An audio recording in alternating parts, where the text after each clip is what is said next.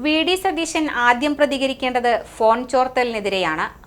അൻവർ പറഞ്ഞത് സംസ്ഥാനത്തെ മന്ത്രിമാരുടെയും ഉന്നത പോലീസ് ഉദ്യോഗസ്ഥരുടെയും നേതാക്കളുടെയും പ്രതിപക്ഷത്തുള്ളവരുടെ അടക്കം ഫോൺ കോളുകൾ ചോരുന്നു എന്നാണ്.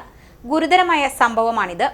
ഇക്കാര്യത്തിൽ സമഗ്ര അന്വേഷണം വേണമെന്നാണ് BJPയുടെ ആവശ്യം.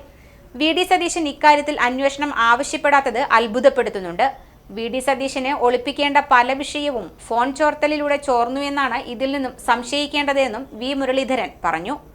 സതീശനെതിരായിട്ടുള്ള പിണറായിക്കെതിരായിട്ടുള്ള ആരോപണങ്ങളിൽ നിന്ന് വഴിതിരിച്ചു വിടാൻ സതീശൻ ശ്രമിക്കുന്നു എന്ന് പറഞ്ഞാൽ ഒന്നാം പ്രതി പിണറായി, രണ്ടാം പ്രതി സതീശനാണെന്നല്ലേ പറഞ്ഞതിന്റെ അർത്ഥം?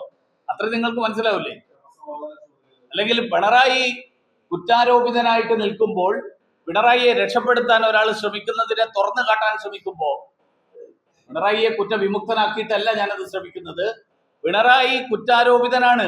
പിണറായിക്കെതിരായിട്ടാണ് ഇത് മുഴുവൻ സാഹചര്യങ്ങളും. കാരണം കേരളത്തിലെ പോലീസ് അനധികൃതമായിട്ട് ഫോൺ ചോർത്തൽ നടത്തുന്നു. ഇപ്പോ ഒരു ചാനലിൽ പുറത്തുവിട്ട പറയുന്നത് സുജിത് ദാസിന്റെ നിർദ്ദേശപ്രകാരം ഒരു സൈബർ ഉദ്യോഗസ്ഥൻ വെളിപ്പെടുത്തി എന്നാണ് പറയുന്നത്. ഞാൻ ഫോൺ ചോർത്തി. തൃശൂർ പൂരം കലക്കിയതിന്റെ ഉത്തരവാദി LDF മാത്രമെന്നും വി മുരളീധരൻ കൂട്ടിച്ചേർത്തു. കുറ്റാരോപിതനായി നിൽക്കുന്ന മുഖ്യമന്ത്രി പിണറായി വിജയനെ രക്ഷിച്ചെടുക്കാനുള്ള ശ്രമമാണ് വി ഡി സതീശന്റേതെന്നും മുരളീധരൻ ആരോപിച്ചു.